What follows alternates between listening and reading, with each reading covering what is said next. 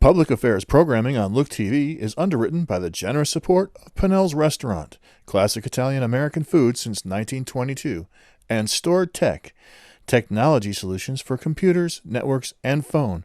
Stored Tech, your technology, our passion. 1922, Babe Ruth debuts with the Yankees. WGY signs on air.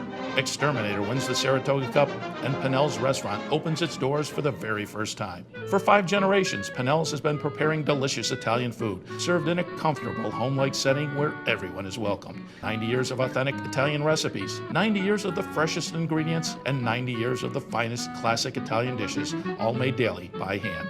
Pinnell's Italian Restaurant, a Saratoga dining tradition since 1922.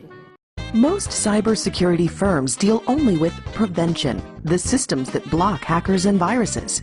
Stored Tech knows the root cause is actually good people doing bad things.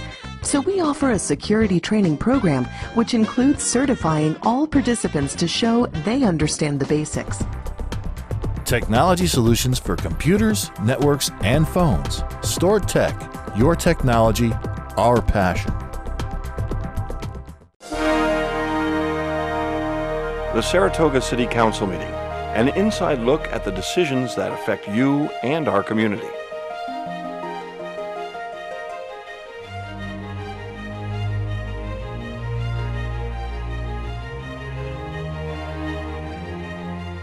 Okay, thank you. Welcome to Tuesday, July 21st, 2020 City Council meeting. We have no public hearings tonight. Roll call, please. Commissioner Frank? Present. Commissioner Madigan? Present. Commissioner Proctor? Here. Commissioner Dalton? Present. Mayor Kelly? Here. Supervisor Beach? Here. Supervisor Gaston? Here for everybody. Please rise for the Pledge of Allegiance. I pledge allegiance to the flag of the United States of America and to the republic for which it stands, one nation, under God, indivisible, with liberty and justice for all.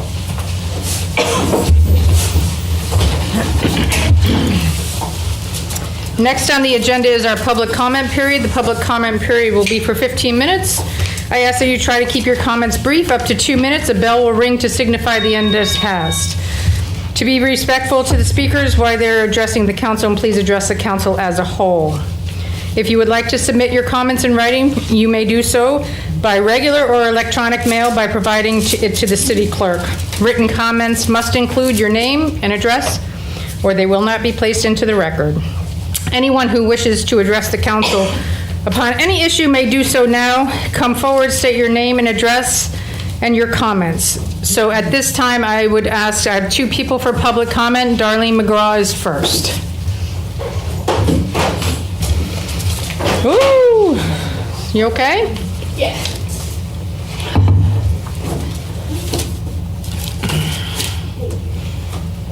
Oh no, do you have reading material?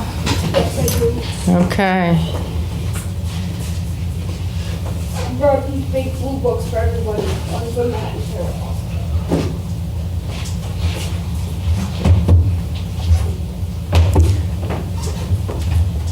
Wow, thank you, Darlene. I'm a little late with it. That's okay. From last year, but That's great. Go ahead. Yep. You could turn it to pull it down. Yep. There you go. sorry. That's all right. Okay, my name is Darlene McGraw. I live here in the city of Saratoga Springs. I gave you guys all some books about pedestrian safety. Some of the information might be a little old, but it's basic, and might help you get through certain pedestrian safety situations.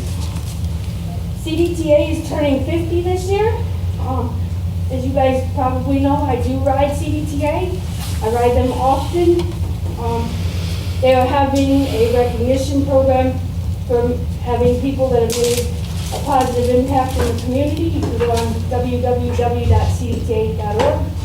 I'm also encouraging you guys to all work with other municipalities, because now CDTA hasn't been getting enough service customers on some of its routes. And now the Independent Living Center, which those of us with disabilities go to, is not accessible via CDTA anymore. It's not accessible via paratransit because it's not within 0.75 miles, or 3/4 of a mile from a regular fixed route bus service. This is also the 30th year of the American with Disabilities Act and signage. AIM Services, they help me so I can stay as independent as I can in this community and beyond. And they have been very helpful in all of this. And I am also asking with your mask considerations to please look into it further with the American with Disabilities Act and the New York State Civil Rights Act so that nobody ends up in a situation where you end up in bad, negative legal action. Thank you and have a great day. Thank you. Anthony Smith.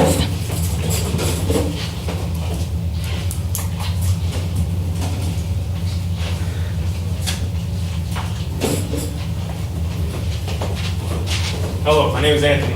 I just wanted to talk today for two reasons. I wanted to express my opinion on something that happened on Sunday morning with, I don't know if I could say her by her name, but the madam sitting all the way to your left on social media.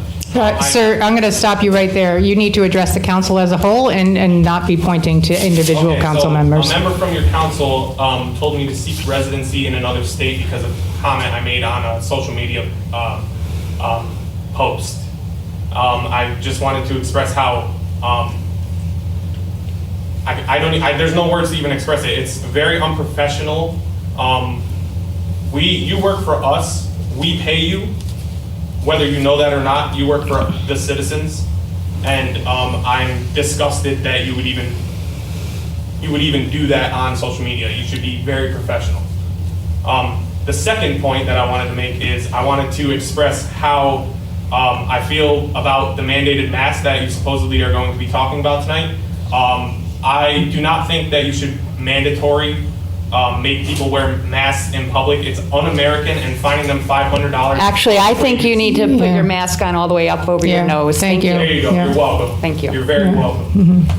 Even though it's a piece of net and it does nothing. Well, then you shouldn't be in here, because I happen to take it very seriously. Well, you let me in. It's all nice. Well, now that you're telling me it's a piece of net, Yeah. I actually think you should leave. Not if you're going to talk through a net. Oh, okay. All right. So why don't you rest? And actually, if you don't have a mask on, you could exit the building. I have a Thank you. mask on, don't I? You know, you just told it wasn't a proper mask and it's not fitting, What so. classifies as a proper mask? Sir, I'm going to ask you to leave, okay? What classifies as a proper mask? I'm going to ask you to leave. You're standing there talking to us about that mask. It's not over your nose. It's not covering your face. Now it is. Okay, well, it is. So you need to exit the building and fix your mask. Thank you. not. If you don't, then we'll call the police. Call them. Thank you. So executive order states clearly that it just needs to be a cloth covering your nose and mouth. Sir, I'm not going to go back and forth, so you have your choice. Okay? Okay? So we're going to move on, and then and if, Robin, you can help me with that, thank you. Yep, Robin. And there are no presentations. That will wrap up our public comment, and we'll move on to presentations. There's no presentation tonight. We have an executive session scheduled for after this meeting. Is everybody okay with that? I would also like to add an item to the executive session. And I move that the City Council add an item to the executive session discussion regarding the sale, lease, or acquisition of property where disclosure would affect value. This is a motion. Is there a second? Second. Any discussion? All those in favor say aye. Aye. Any opposed? The matter passes. Our other items for executive session tonight would be discussions regarding collective negotiations. On to the consent agenda. Are there any items or edits to the consent agenda as published? I move that the City Council approve the consent agenda as included with this agenda. This is a motion. Is there a second? Second. Any discussion? All those in favor say aye. Aye. Any opposed? The matter passes. On to the mayor's department.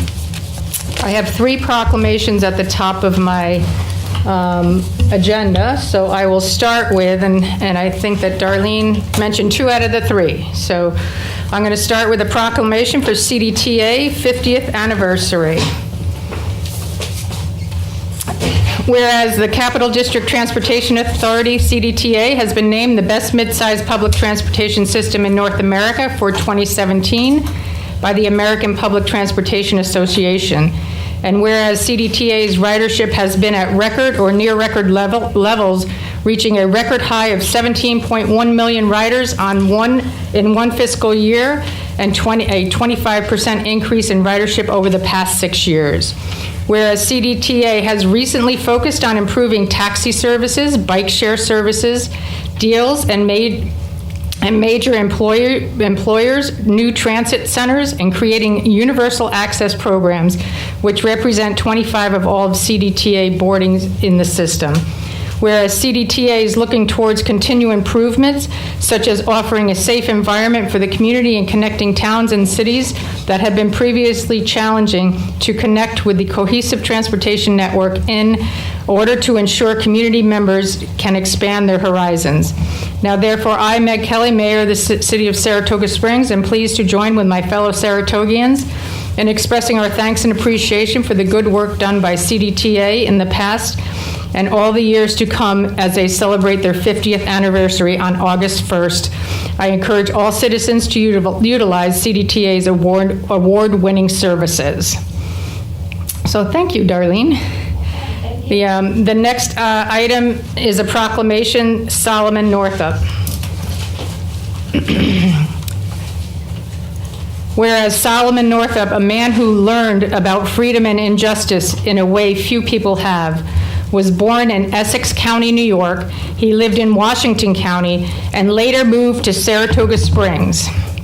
In 1841, he met two men who claimed they were members of a company of entertainers. They offered him a job and persuaded him to travel with them. So began a story as chilling as ever told. Mr. Northup was drugged, kidnapped, and sold as a slave, and many years passed before he regained his freedom. My sufferings, he wrote, I can compare to nothing else than a burning agonies of hell. There have been hours when the contemplation of death has been pleasant to dwell upon. And whereas, despite its horrors, the story of Solomon Northup inspires us. Even in the course of pain and cruelty inflicted upon him, Mr. Northup retained his humanity and morality. He met his suffering with intelligence, courage, and determination. Today, let us remember and honor the man who served to fight against the evil that surrounded him. And let us also renew our commitment to continue to fight against the evil in our world every day to the best of our ability. Now, therefore, I am Meg Kelly, Mayor of the City of Saratoga Springs, and pleased to join with my fellow Saratogians in honoring the legacy of Solomon Northup. My next item is another proclamation, Americans with Disabilities Act. I'm telling you, I'm very hot with my mask on. My glasses are fogging. So, whereas since July 26, 1990, the Americans with Disabilities Act has provided invaluable service to many thousands of citizens. It prohibits discrimination against persons with disabilities, respect to jobs, schools, transportation, and access to public and private accommodations and facilities. It is a civil rights law that guarantees equal opportunity, and it serves as a means for organizations in every community to bring assistance, information, resources, and freedom to disabled citizens.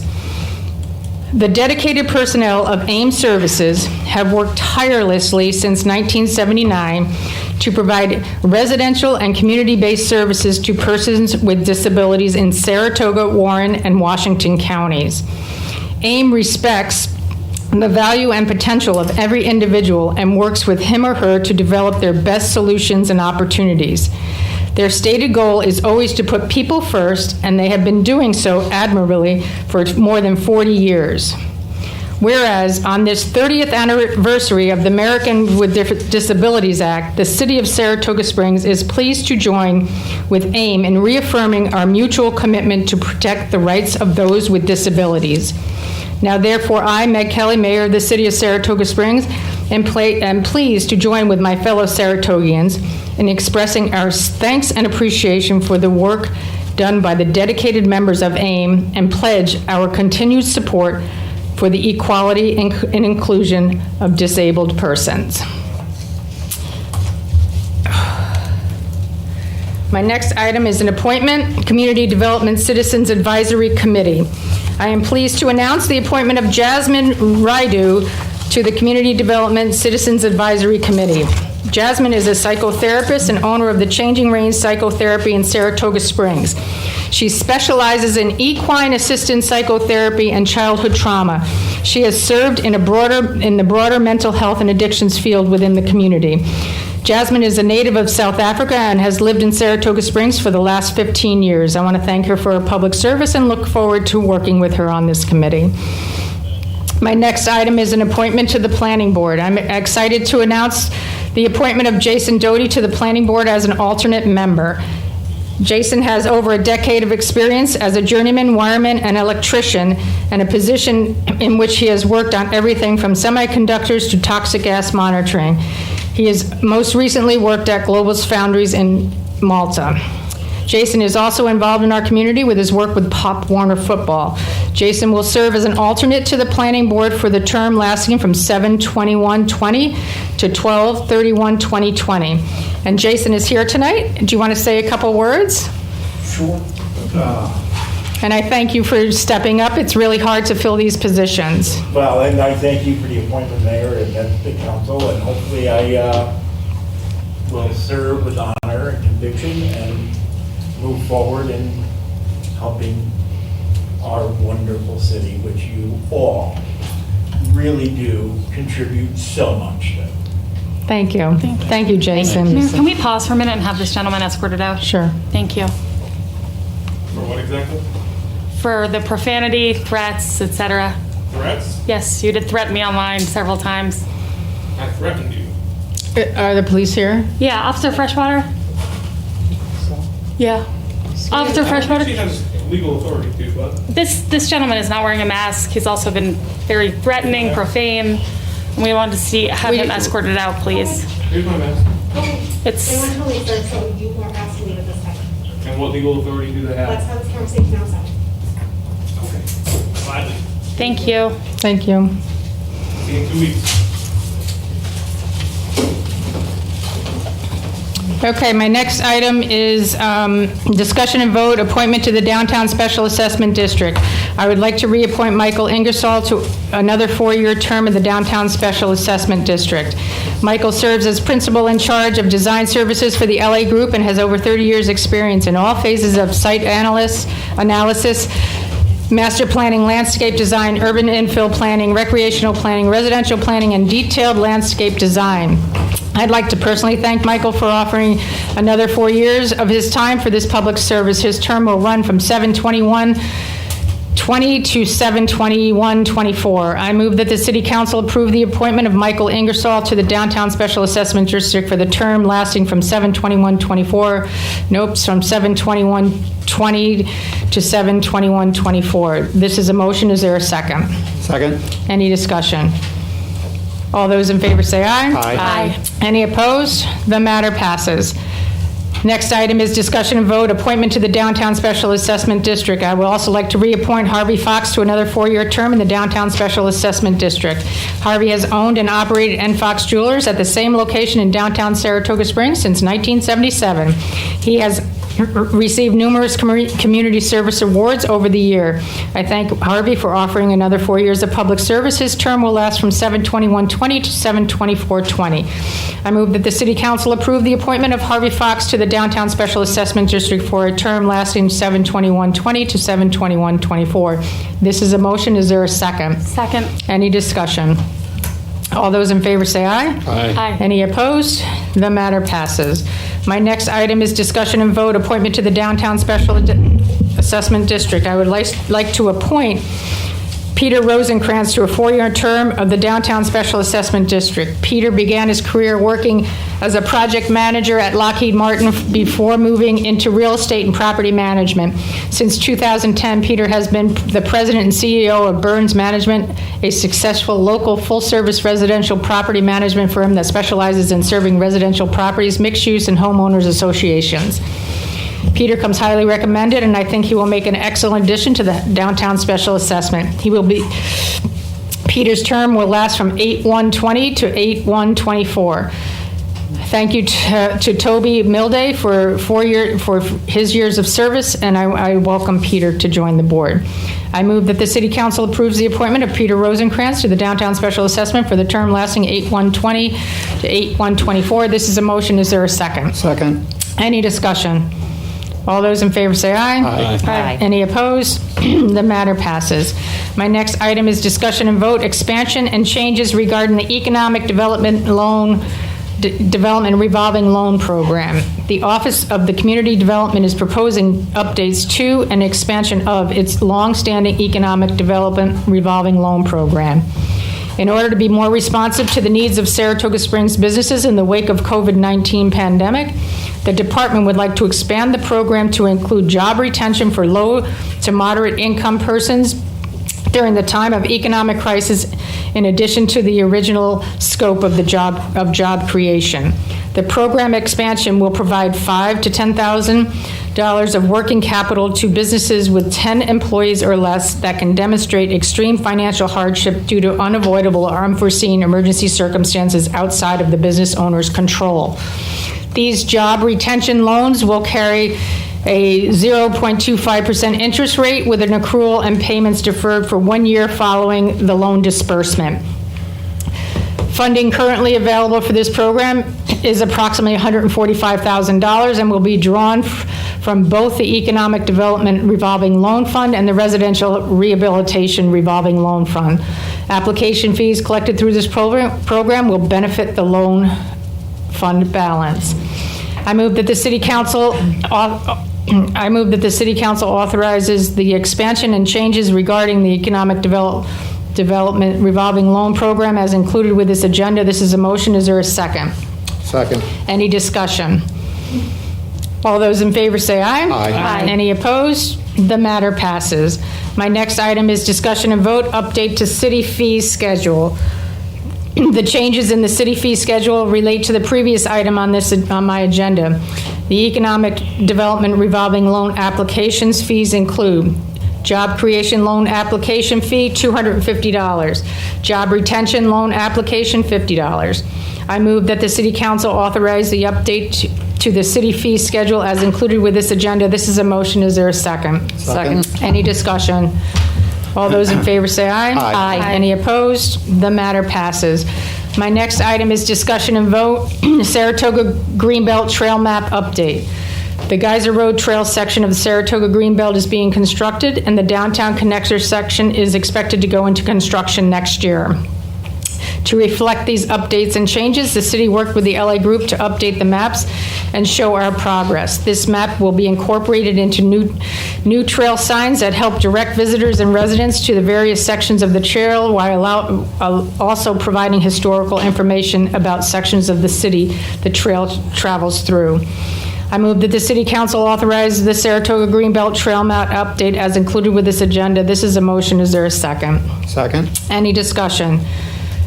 All those in favor say aye. Aye. Any opposed? The matter passes. My next item is discussion and vote. Submit the application for Capital District Trails Plan Implementation 2020 to 2021 grant. The Capital District Transportation Committee, CDTC, is initiating a grant program to study the feasibility of new multi-use trails in the Capital Region. This program is designed to implement the Capital District Trails Plan, which was released in 2019. This plan outlines a vision for developing 300-mile regional trail network. The Saratoga Greenbelt was included in the regional trail plan. The city is applying for the funds from this grant to explore the feasibility of the next section of the Saratoga Greenbelt Trail from the New York State DOT Exit 15 bridge crossing to the Bog Meadow Trail. The feasibility study will assess the potential routes as well as critical barriers and opportunities for constructing the trail. This link is vital connection with Wilton and a growing community of residents on Weibel Avenue. Access to the Weibel Avenue Ice Rink, Bog Meadow Trail, and the Saratoga County Loudon Road Forest Trail. The total project cost will be $100,000, including a minimum 25% local cash, 75% federal funds matched with 25% local cash match. Matching funds will come out of the Saratoga Greenbelt Trail line in the capital budget line H3517142520001251. I move that the City Council authorizes submission of the application for the Capital District Trails Plan Implementation 2020 to 2021 grant. This is a motion. Is there a second? Second. Any discussion? All those in favor say aye. Aye. Any opposed? The matter passes. My next item is discussion and vote authorization for the mayor to sign memorandum of agreement between the City of Saratoga Springs and the city collective bargaining units regarding health insurance contract. And I'll turn it over to Vince just to give a brief overview of what this is. Thank you, Mayor. Before you was an MOA between the city and all 7 of our unions. This is a memorandum of agreement to change the health care plan for Medicare eligible retirees.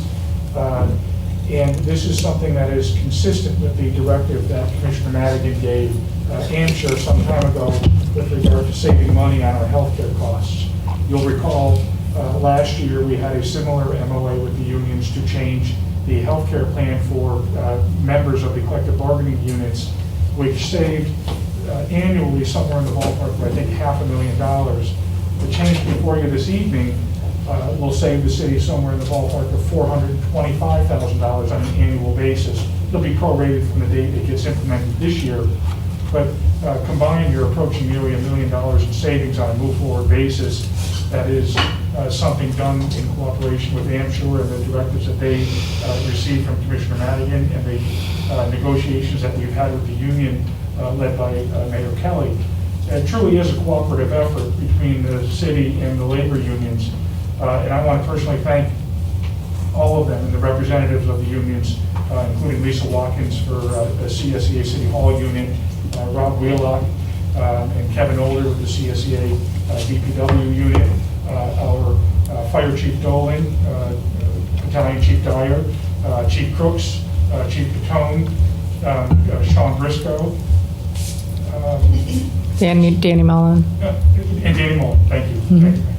So, as I indicated, it changes the healthcare plan for Medicare eligible retirees. The only concession that the city is making is of the lengthy list of medications that are covered, there were 4 out of hundreds that ultimately have a slight differential, and the city is agreeing by virtue of this to provide for the difference in that. It results annually, literally, I think, in hundreds of dollars. It's not significant, but that's included in there as well. So unless there are any questions? No, I don't have any questions, but I just want to add something for the record because I think this is great. And this is the second time that we've been able to sort of negotiate and with the unions on some healthcare savings. Healthcare is one of our larger expenses. But if I can just put it into some context, because I often hear as I'm going into the budget season, well, what about the savings from healthcare? You know, we're in COVID right now, and we are going to be looking at potentially a $40 million budget next year, not a $50 million budget if we were going to increase the budget by, like, say, 2%. So while I totally appreciate all the work that went on, we're still in a very much sort of a negative revenue situation. And I just want to make sure that the unions all understand that and that I don't hear again, like, but what about all the savings year after year after year on healthcare? COVID has really sort of eaten into those savings, but all of that savings does help. Yep. Thank you, Commissioner. Thank you, Vince. I move that the City Council authorize the mayor to sign a memorandum of agreement between the City of Saratoga Springs and the City Collective Bargaining Units regarding health insurance contracts as included with this agenda. This is a motion. Is there a second? Second. Any discussion? All those in favor say aye. Aye. Any opposed? The matter passes. My next item is discussion and vote approval of the Recreation Department's dance instructor hourly rate 75 per independent contractor agreement. I move that the city council approve the Recreation Department's dance instructor rate of $75 per the independent contractor agreement. This is a motion. Is there a second? Second. Any discussion? All those in favor say aye. Aye. Any opposed? The matter passes. My next item is to set a public hearing for the 2021 to 2026 capital budget program. The capital committee has completed its work to make the recommendations for the 2021 capital budget 6-year program and the 6-year program. The public hearing will be open during the next 2 council meetings with an anticipated vote on August 18th. And with that, that will be, you have those for the next 2? Next. Wow. Yep. Where'd the time go? Yeah, the 4th and the 18th. Thank you. I know, it's going. Yeah. Okay, and that concludes my agenda, and I'm going to turn it over to Commissioner Frank. Thank you, Mayor. The first item is discussion and vote. Accept donation of precast concrete blocks for Paletti Stone Corp. for Henry Street. Paletti Stone has put in, and also for Viola Street.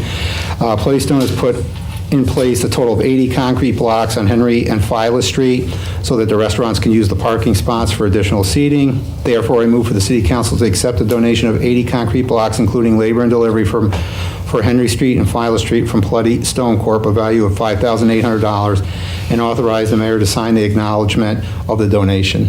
That's a motion. Is there a second? Second. Any discussion? That is very nice of them. Yep. Thank you. Are they going to take them back? Are they going to take them back? At some point. Or is it, What? do we, They don't want them back? They want them back, but I'm sure we'll get them moved. so we just have to move them? I'm sure we can, I'll figure something. Yeah. yeah.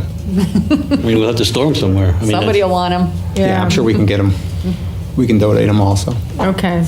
All those in favor say aye. Aye. Any opposed? The matter passes. Thank you, Mayor. The second item is award of bid, extension of bid HVAC services to BPI Mechanical for Department of Public Works. Upon the recommendation of Department of Public Works, I move to extend the bid for HVAC services to BPI Mechanical for the Department of Public Works for an additional year under the same terms, conditions, and prices as in bid 2016-18. That's a motion. Is there a second? Second. Any discussion? All those in favor say aye. Aye. Any opposed? The matter passes. Thank you, Mayor. Third item is award of bid, extension of bid integrated pest management to Absolute Pest Control, Inc. Upon the recommendation of Department of Public Works, I move to extend the bid to integrated pest management to Absolute Pest Control, Inc. for an additional year under the same terms, conditions, and prices as in bid 2018-35, and that's a motion. Is there a second? Second. Any discussion? All those in favor say aye. Aye. Any opposed? The matter passes. Thank you, Mayor. That concludes my agenda. Thank you, Commissioner. On to finance. Thank you, Mayor. So the first item is my update on the 2021 city budget, city finances, and COVID-19. So our current status here. Many locations across the United States have reopened and found it necessary to close again, with many states seeing significant resurgence of the COVID-19 cases. Cases have been steadily declining and stabilizing somewhat here in New York, and the governor has initiated a phased-in reopening plan based on well-defined metrics. Different businesses may reopen within each phase, and safety plans are required to do so. The state has been divided into 10 regions. Saratoga County is in the capital region. The capital region is in and eligible for Phase 4 of the New York State reopening plan. Even with the phased reopening, our city cannot expect revenues to rise to former levels immediately upon the reopening of our downtown. We've seen the downtown reopening. It is generally held that it will be months, if not years, before the new economy establishes itself well. In addition, social, behavioral, and consumer changes due to closed businesses, widespread unemployment, and other results of COVID-19 will continue to affect revenue collection well into the future. At the state level, the fiscal year 2021 budget was enacted when the COVID-19 crisis was striking New York State. The expectation at that time was that the economic effects of the crisis would mean that state revenues would decline even as the demand for certain state expenses would be ever increasing, especially in the area of health care. The enacted state budget, therefore, included provisions that give the governor power to reduce spending at certain times during the state fiscal year, should there be revenue shortfalls or spending in excess of planned levels. If the governor proposes permanent reductions, the legislature must authorize that response. Without legislative action, the reductions are put in place. the reductions are not put in place. So if the governor proposes permanent reductions, the legislature has to weigh in. The governor has suggested that without federal assistance, a potential 20% in mid-year cuts will be made to schools, healthcare, and local governments. To date, certain monies have been withheld at the 20% level, but no permanent cuts have been made. At the federal level, for several months, the House of Representatives leadership has been working to engage Senate leadership on a new relief package, but Senate leadership has been unwilling to come to the table. The House passed the HEROES Act to stake out their position on issues, and critical to the city of Saratoga Springs included approximately $1 trillion for state and local governments. Senate leadership yesterday began discussions on the next relief package, and the expectation is that they will introduce their proposal later this week, and hopefully it will be finalized in the next 2 to 3 weeks. I do have a correction. The $600 a week federal addition to unemployment has not yet been extended. Unless it's addressed in the next package, it will terminate on July 31st, and I did report here that it was extended, so I want to make that correction for the record tonight. Thereafter, negotiations will take place with the hope that legislation will be enacted, I just said that, within 2 to 3 weeks. Public reports suggest Senate leadership may initially omit new aid for cities and states in their proposal, instead allowing state and local leaders more flexibility to spend the $150 billion that's already allocated in funding. Right now, that's not eligible to us because we don't meet the population threshold. It's a population threshold for municipalities of 500,000 or more, but that's part of the negotiations that are going on right now with that $150 billion that has been allocated already. House Speaker Nancy Pelosi and Senate Minority Leader Chuck Schumer have made clear that additional aid to cities and states is a top priority. It has also been reported that Treasury Secretary Mnuchin has told Republican lawmakers that state and local aid money would probably be necessary in the end. So federal action will ultimately dictate what New York does next, if anything. If the federal government delivers the assistance the governor has requested, then New York's budget will be balanced and no action is necessary. If the federal government fails to provide the funding requested, the state will need to consider revenue-raising concepts and spending reductions. In terms of revenue-raising concepts, what I'm hearing is like mobile sports wagering, and there might be some other things on the table that the legislature will get together on in terms of trying to raise revenue quickly. We know the legislature is extremely reluctant to cut aid to schools, healthcare, and local governments, and is already considering various revenue-raising options. As you can tell, things are fluid, but additional certainty will be provided over the coming weeks as the federal government negotiates the next relief package. I have heard local and regional leaders, budget directors, school officials, and higher education organizations all over the country state the same cluster of problems, limited solutions, and hopes for federal and state assistance. Anything less is really untenable. However, sustaining our financial viability on hope is a tenuous proposition. We will have to rely on our own resources, our own resourcefulness, and discipline to see our way through this. So for the city's cash flow, from January to June, the city's reserves, assignments, and revenue collections have diminished. In contrast, expenditures continue in accordance with the 2020 budget plan that did not account for the COVID-19 pandemic. Through May, we absorbed this using fund balance, and then we had several millions in expenditures due in June, which nearly overwhelmed the amounts available in our cash balance. We worked through this as a council. The city's next break point may be at the end of October 2020. It is projected that the ending balance after revenue collection and expenditure disbursements will not be sufficient to meet payroll and pay bills in November. However, November revenue is currently projected to be ample. So, but December's is not. So we should be okay through November, but it's going to be as we get into December, the deficiency is anticipated in the last month of the year to be about $5.3 million.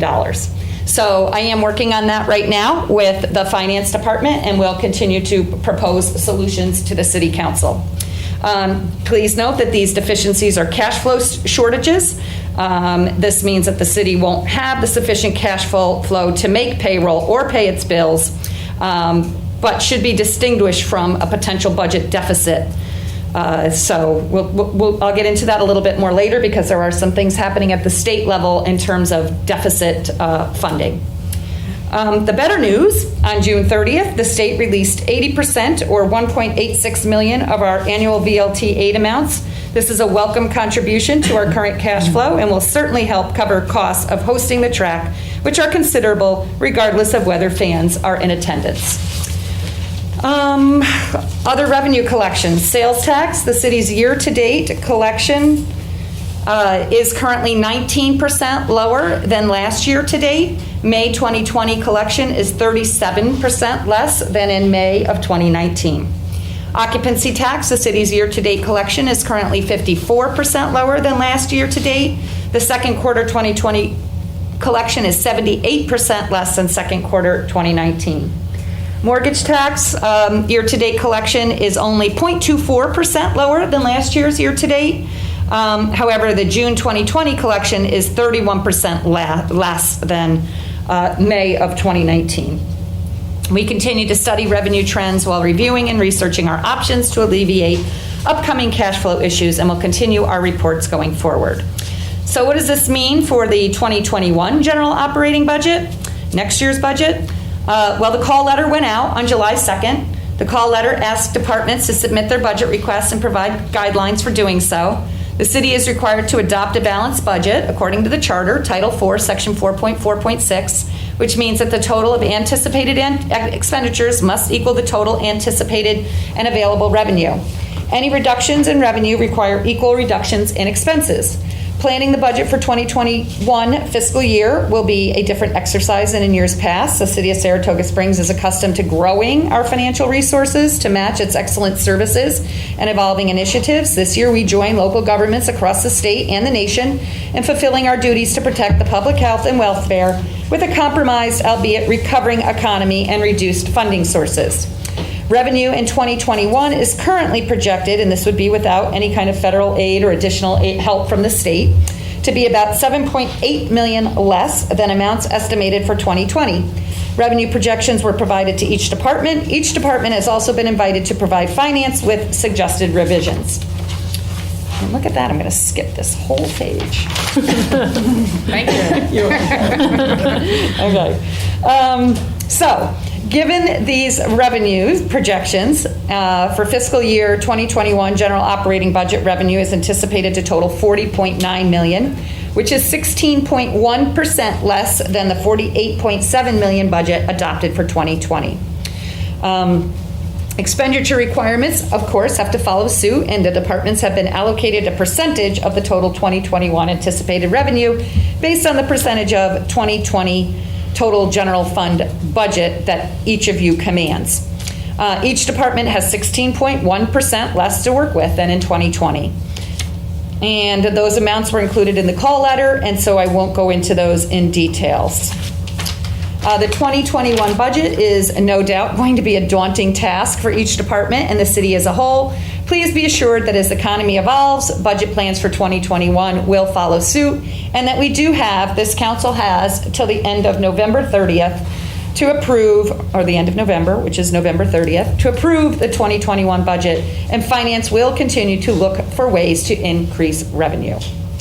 And that finishes my agenda item number 1. Thank you. Thank you. My next item is a discussion about refunding of the bond resolution. The city has an opportunity to refund $7,100,000 of outstanding bonds at a projected aggregate budgetary savings of $1.1 million. The 2021-2012 bonds will be refinanced. Wait a minute, what did I say? 2011 and 2012 bonds will be refinanced. The projected budgetary savings annually is projected to be about $58,000 a year over the extended life of those bonds. This is the third time the city has refunded bonds. In 2014, the city refunded 6 outstanding bonds for a total budgetary savings of approximately $1.4 million. In 2018, we did 3 outstanding bonds for a budgetary savings of $1.2 million. During my tenure, I've saved the city over $3.7 million in refinancing outstanding debt. While this isn't a lot of money, again, it all goes to contribute to the bottom line, and it is a year-over-year savings that gets all gobbled up by COVID and the economy. But I move that the City Council approve the bond resolution for refunding as included with the agenda. This is a motion, and it requires a roll call vote with a 4/5 approval. Roll call, please. Commissioner Frank? I think we need a Do we have the second. second? Oh, second. Yeah. Second. Roll call. Commissioner Frank? Aye. Commissioner Madigan? Aye. Commissioner Sharako? Aye. Commissioner Dalton? Aye. Mayor Kelly? Aye. The matter passes. Thank you. Thank you very much. Item number 3 is a discussion and vote, authorization for the mayor to sign capital grant disbursement agreement for Restore New York grant for the restoration of Universal Preservation Hall. The city has partnered with Universal Preservation Hall and Proctor's to receive a grant in the amount of $750,000 through the Restore New York initiative for the restoration of the Universal Preservation Hall. A $50,000 match has been set aside, bringing the total project cost to $80,000. In order to receive reimbursement under this grant, the state requires that this agreement be signed. Because the agreement includes the guarantee of matters that are outside the city's control, the city has obtained a letter from Proctor's UPH that clarifies responsibilities will be included with the agreement. And I would like the city attorney to just clarify that point for the council. Commissioner, you said 80,000, I think. Was it 800,000, but Thank that's you. not in my motion. That's It's a okay. total of 800,000. Yep. Thank you. Thank you, Commissioner. The provision that you're referring to were assurances that the city had to indicate with regard to incorporating WBE or MBE policies specifically related to the project. We did not undertake the project. We participated in this grant as a grantee. UPH participated as a beneficiary. UPH undertook the project. And so in order to have the requisite confidence to authorize the council to approve this agreement, we spoke with Philip Morris last week and obtained written correspondence from them indicating that throughout the project, they did in fact comply with all of ESD's requirements for MBE and WBE. So that gives us the confidence to move forward with this. Excellent. Thank you. Okay. Just so I'm clear, the 50,000? Yeah, we set that 50,000 aside many, many years ago. It was part of a requirement in order for them. It was like a match. That's coming from the city. Yeah, that was from the city. But they've already had that. This isn't a new 50,000 they're getting tonight. So we already We already gave that to but them. our total contribution. I thought that number was familiar. Yeah, working with them with Restore New York has been 800,000. Yeah. And I actually think there was another grant too that went through the mayor's office, I want to say. But I'm a little foggy. I have to do the motion still. So I think they've been awarded a lot from ESD, more than I think 800,000, but I'm a little foggy on that. I move that the City Council authorize the mayor to sign capital grant disbursement agreement for Restore New York grant for the restoration of Universal Preservation Hall, including Exhibit G1, as included with the agenda, as well as any other documentation required to receive the reimbursement. This is a motion. Is there a second? Second. Any discussion? All those in favor say aye. Aye. Any opposed? The matter passes. Thank you. Item number 4 is a discussion and vote, budget transfers, capital, payroll. This transfer is to reallocate capital funds within the same project allotment, traffic control signals. Since it neither adds to nor deletes a project from the capital program, it does not require a public hearing and a capital budget amendment. Lines 1 through 3 transfer funds from the general project outlay line to lines for a traffic control technician and associated Social Security in the total amount of $22,812. I move that the City Council approve the budget transfers capital payroll as included with the agenda. This is a motion. Is there a second? Second. Any discussion? All those in favor say aye. Aye. Any opposed? The matter passes. Thank you. Item number 5 is a discussion and vote, budget transfers, general fund payroll. Lines 1 through 2 and lines 5 through 6 transfer funds to cover overtime costs incurred by the IT department during the move from the Recreation Center back to City Hall, each in the amount of $203.01. I'd like to take a moment and thank our IT department for the tremendous effort and amount of time they put into making this transition as efficient, swift, and as seamless as possible. I won't say it was perfect, it was a big move. But they sure did work hard. Lines 3 through 4 transfer funds from the Recreation Department costs associated with the summer rec program that were inadvertently budgeted in the incorrect lines in the amount of $45,640. Lines 5 through 6, I just covered.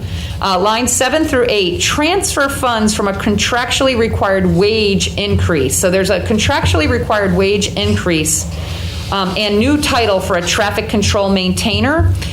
So it's like a traffic control maintainer 1 is going into a traffic control maintainer 2, and we're transferring all the money out of the maintainer 1 line into the maintainer 2 line, and that's $34,776.31. That is not the wage increase, I guess, is why I want to point that out.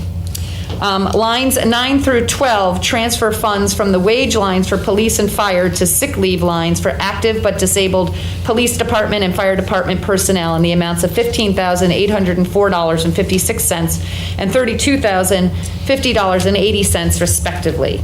I move that the City Council approve the budget transfers, general fund payroll as included with the agenda. This is a motion. Is there a second? Second. Any discussion?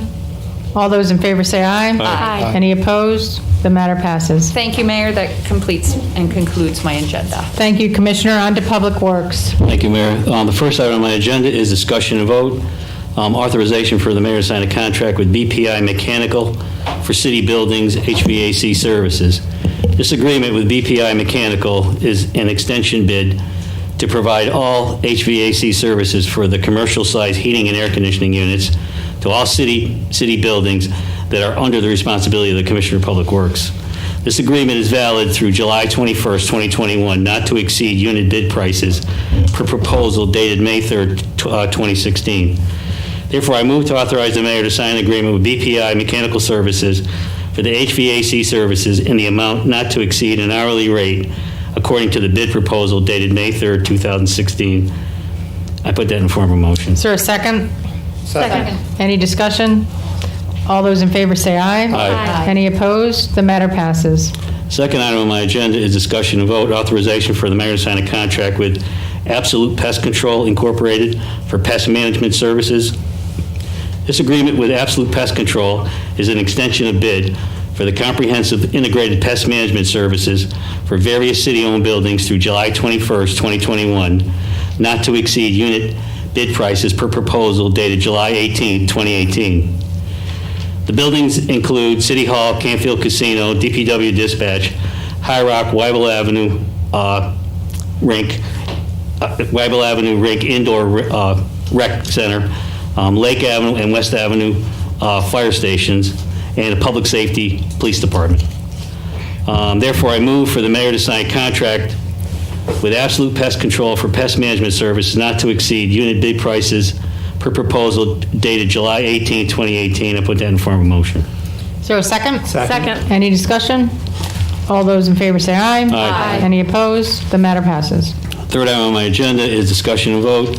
Authorization for the mayor to sign change order number 13 with MLB Construction Services, City Hall renovation for general construction.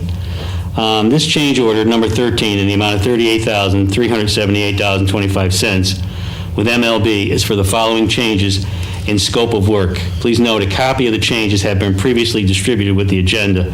If you want me to read them, I'll read them. It's a pretty lengthy list.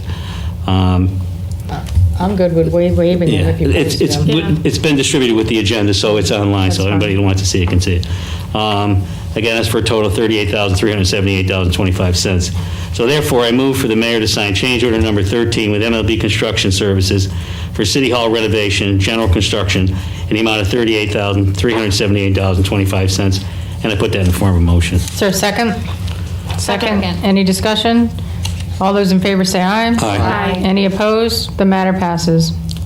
Fourth item on my agenda is discussion and vote, and this is the Health and Wellness User Agreement for High Rock Park, Geyser Road Veterans Park, Memorial Park, and Waterfront Park, and we're going to add Congress Park to that. Again, this user agreement is to allow Saratoga Springs-based gyms, fitness trainers, and yoga studios to utilize High Rock Park, Geyser Road, Veterans Memorial Park, and the Waterfront Park, and also including Congress Park, to host workout sessions / classes without paying a rental fee. This would extend from now until Labor Day. No permanent equipment could be installed, and a carry-in, carry-out policy is in place. There is a 4 or 8 hour fee of $250 to $400 respectively for the High Rock Park pavilions. Otherwise, there isn't a specific fee for park usage. However, since they are hosting classes and profiting, it would technically require a rental and/or fee. The above parameters would clear up any confusion on the matter. Therefore, I move for the council to approve for new health and wellness user agreements for the High Rock Park, Geyser Road Veterans Memorial Park, Waterfront Park, and Congress Park, and I put that in the form of a motion. Is there a second? Second. Any discussion? All those in favor say aye. Aye. Any opposed? The matter passes. Fifth item on my agenda is discussion, and this is just on the vandalism of the New York 77th Infantry Regiment Monument. A little history. On Thursday, July 16th, vandals destroyed the historic 77th Infantry Regiment Monument that resides in Congress Park. The monument was dedicated in 1875 in memory of the New York 77th Infantry Regiment, who fought for the Union Army in the American Civil War. Veterans from the 77th Regiment donated $3,000 for the installation of the monument in 1875. The cast iron and zinc soldier statue was cast from the foundry of J.W. Fisk of New York City. At the time, this was a catalog item offered by J.W. Fisk Company. The Department of Public Works is actively working on how to repair the damage or fabricate a replacement statue. Repair or replacement costs are to be determined as an insurance claim has been made. But this is a great caring community that loves its public spaces, so a number of individuals and organizations have already reached out to make donations in support of the work necessary to rectify the vandalism. Again, anyone wishing to donate or offer any assistance can contact Executive Assistant Rachel Fragamenti at rachel.fragamenti@saratogasprings.org. And again, DPW has been able to track down 2 identical statues, one in the town of Canton, Massachusetts, a municipality. The other is located at South Park in Mansfield, Ohio. And I believe there's another one in Albany. So if push comes to shove, I think what we could do is have somebody laser scan that one, especially the one in Albany. And we know for a fact that the one in Mansfield, Ohio, when Rachel contacted them, the people said that they were restoring their infantry, their statue, and they actually came here and had this one here. They looked at this one here when they were restoring their own, the other one. So we know there are identical ones out there. The vandalism was so extensive that they were picking up little tiny pieces of this thing. I mean, it was just shattered.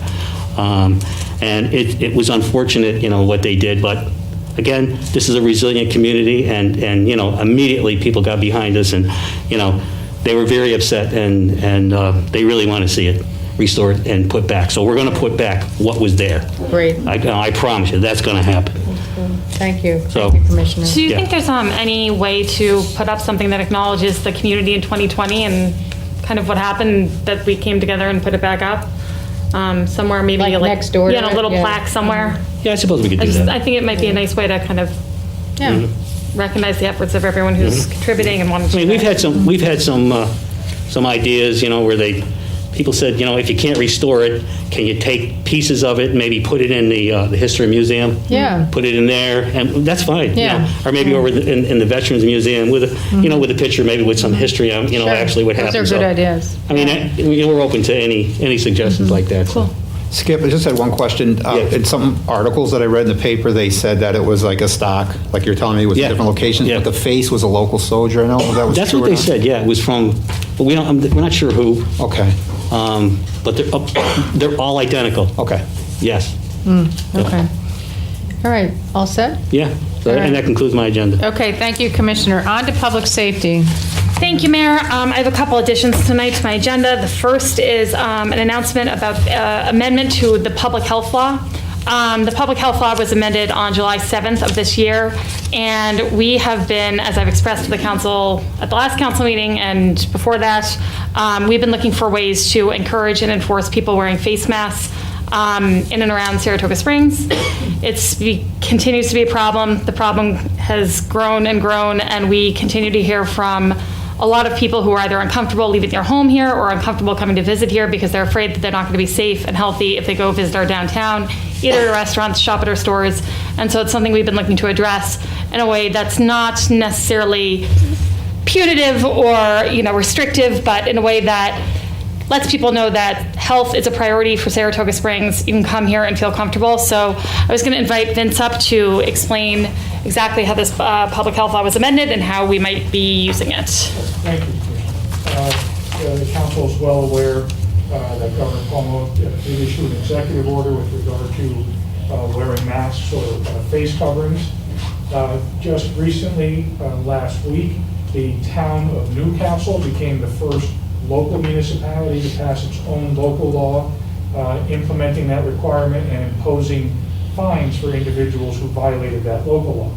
In addition, and as referenced by Commissioner Dalton, the New York State Department of Health just recently amended on July 7th, I believe it was July 7th, the public health law, and specifically section 66, which also now codified statutorily the requirements that Governor Cuomo had implemented in the executive order, and also imposed the ability for a civil penalty associated with that in establishing authority for state and local municipalities to enforce those provisions.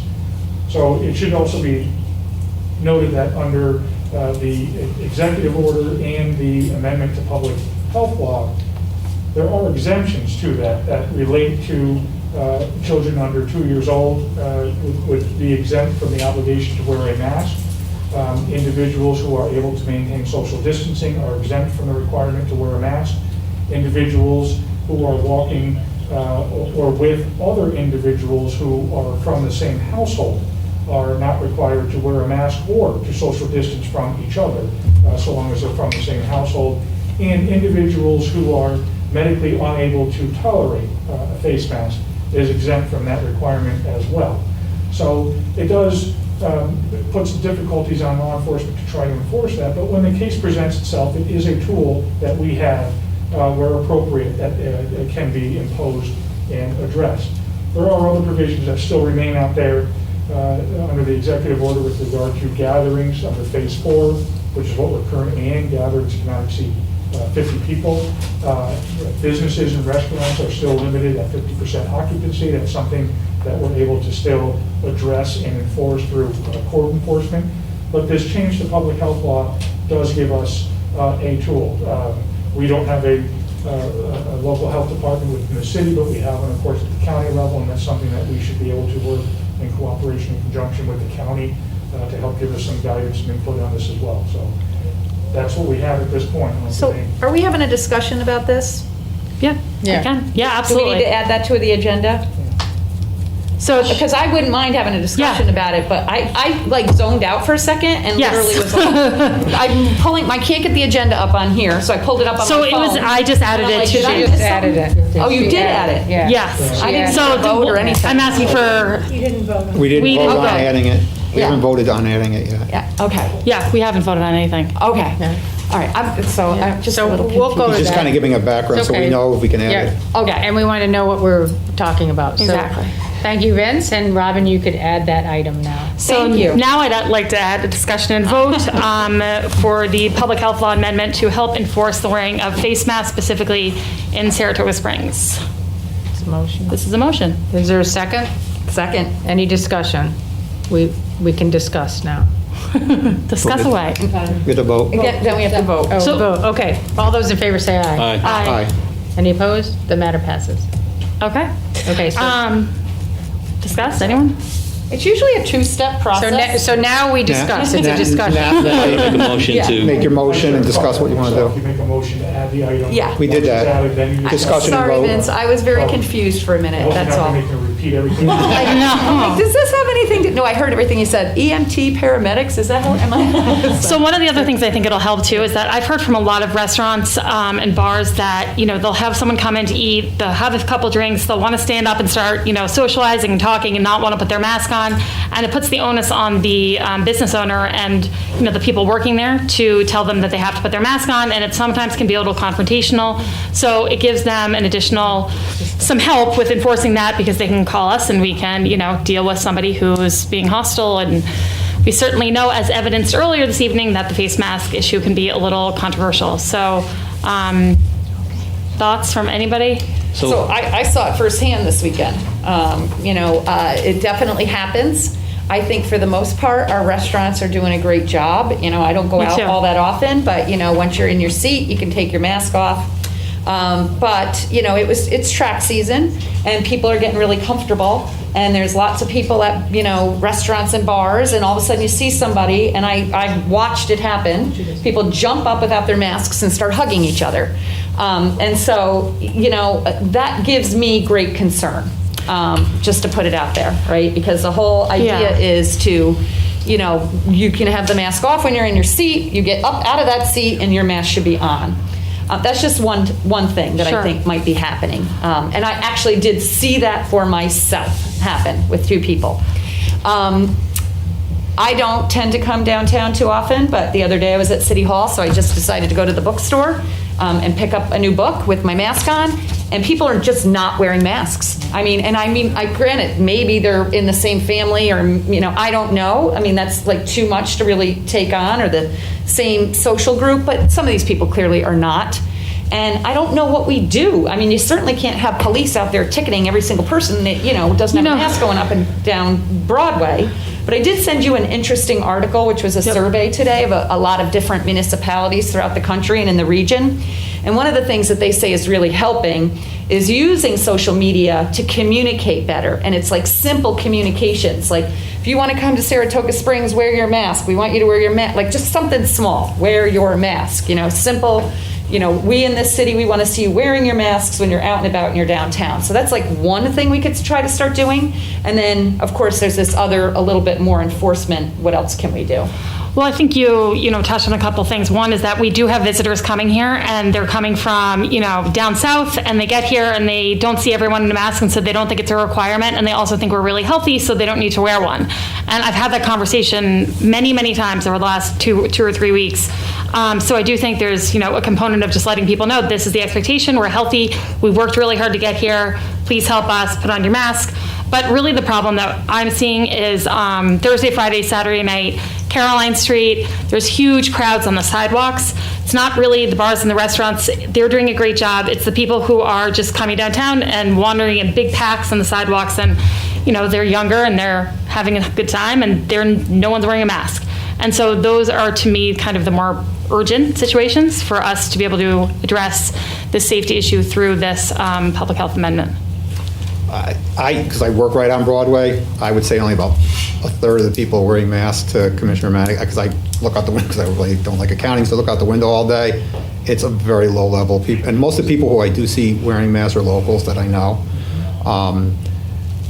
Just a suggestion, and I've seen this online. Most like resort towns and whatever, like up in Maine and in Massachusetts and whatever, they have like the sandwich board signs, right? Like every 100 feet on their sidewalk. Because I don't believe anybody's coming here that doesn't have a mask. Half of them probably got in their pocket. So I don't think not having a mask is an issue. But I think, you know, and I think social media is important, but a lot of these people aren't on social media that are coming maybe from out of town. So I think an inexpensive, because you can buy these signs. I think some signage would be I just don't have any money. And it's from the city, you know, and it's right there, and it's like, you know, it's, and you can, if you put whatever code section or whatever we're putting there, you know, is it everybody wear a mask? No. Are people going to knock the signs down? Probably. But I think you're going to get a much higher rate of people putting them on when they see that sign, because like you said, a lot of people don't even know when they're coming into town. They maybe come from a different town. But I think that's an inexpensive way, at least on the Broadway corridor and on some of the side streets, where you'll get a much higher compliance rate if we go that way, and you spend, I don't think. So does the Commissioner Madigan, do you have any kind of funding? I was going to say, yes, because this is important, right? Yeah. I mean, like, we'd have to find it. I actually thought about signs myself, too. So, I mean, not just social media, although we've clearly got locals who, I mean, you just can watch these fights break out on social media about the mask. I mean, it's crazy. Right. Yeah, but the sign, the physical signs. So what can we do of like a big, well, communication, like, you know, 4-prong approach? And I do think signs is a great idea. I mean, I think it's a terrific idea. I've thought about that. What else can we do in terms of communicating? This is a community where we want you to wear your mask. Some PSAs would be really nice. Here, right? I think we're all in agreement. Leadership here. Yes, I don't know. absolutely. Are we? I hope so. Yeah, I mean, I could even check, we might even be able to get some insurance money towards it or whatever, but I'm not talking about anything that are big signs that you guys. The question is, pop-up who's going to signs do the inside. enforcement? I mean, I think the police have better things to do than enforce people to wear a mask. I don't think it's their job to have people to enforce a mask-wearing thing. I mean, they're going to see people walking down the street, and then they're going to stop them and say, you have to put a mask on? So I'm sensitive to that as well. How do they do, So we have. You're going to take them away from patrolling the neighborhood, you're going to take them away from, well, how are they going to do it? Is it going to create overtime? Is it going to create, are they going to give an appearance ticket? A law is only as good as the enforcement. I think John's got the right idea. The public education is a piece of it. And some municipalities, I guess, are buying masks and giving masks out to people, giving them to the people in the businesses, say, hey, you don't have a mask, here's a mask, here's a mask, here's a mask.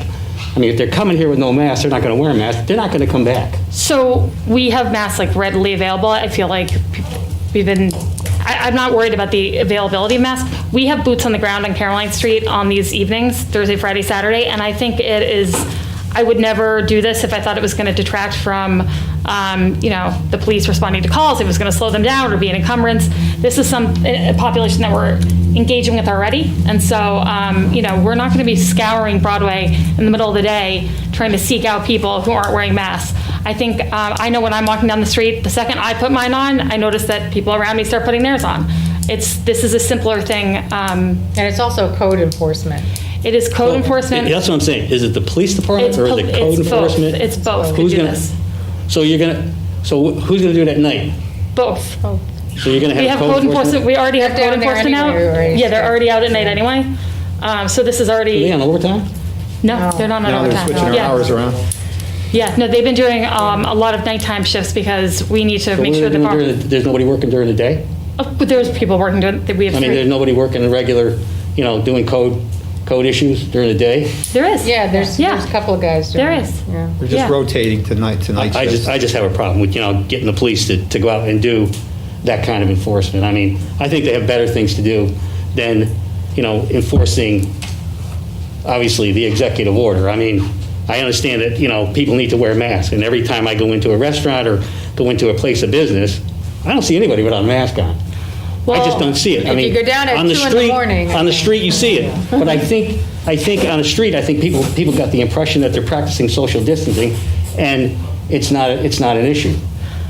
So my understanding is you don't have to wear a mask if you practice social distancing. So I think a lot of people walk down. So then we're contradicting the executive order.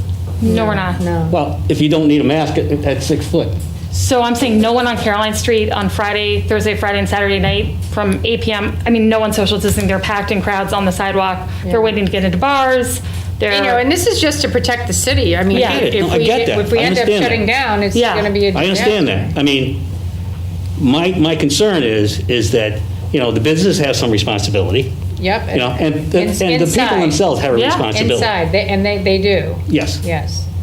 So a lot of people are waiting to get in. But to get the police to do something like that makes absolutely no sense to me. So I trust that Chief Crooks would let me know if he thought this was going to detract from the day-to-day police work. And if that's the case, we will readdress it. Yeah.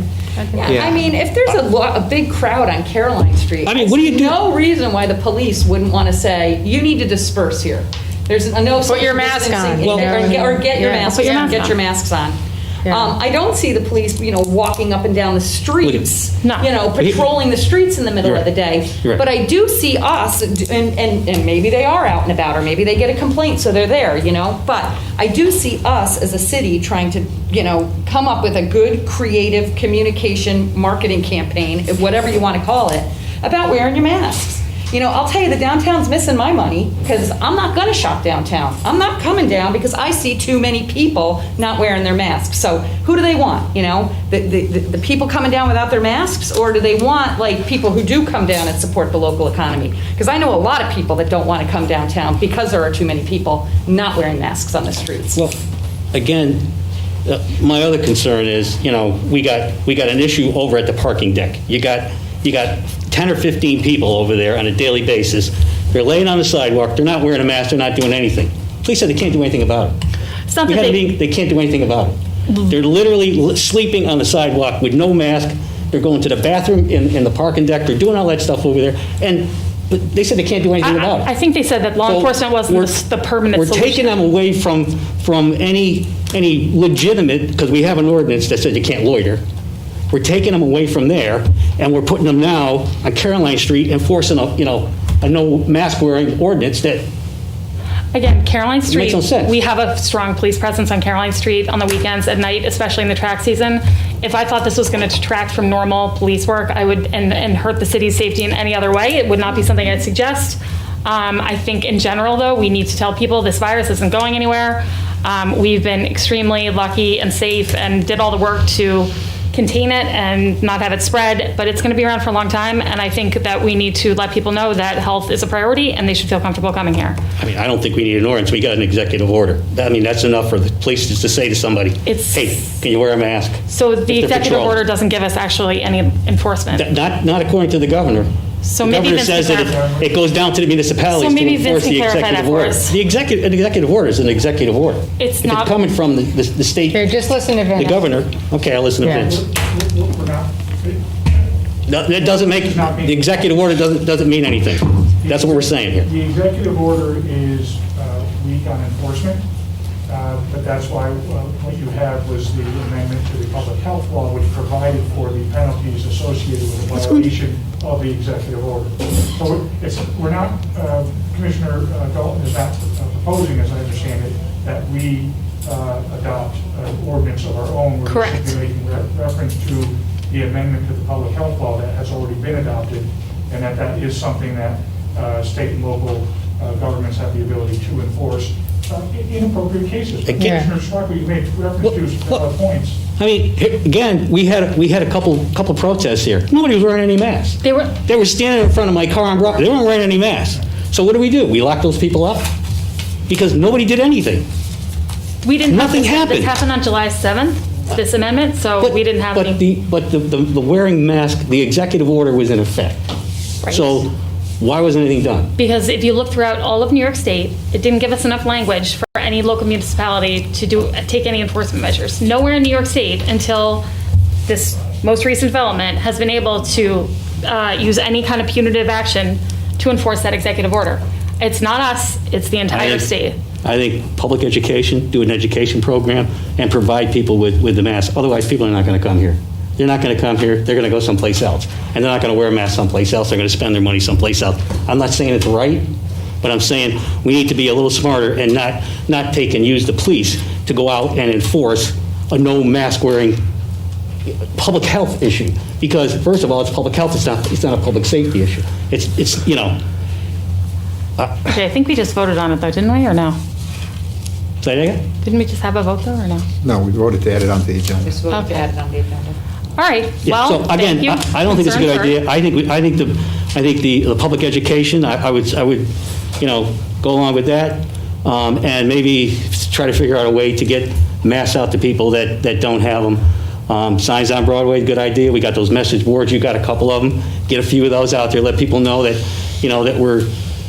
Yeah, I think We're not going to condemn you if you don't wear a mask. We're not going to arrest you. We're not going to have the masked police in the city because I think we have better. I think the police have better things to do, especially now, than enforce some no mask wearing. So I'm all for the policy. ordinance. So.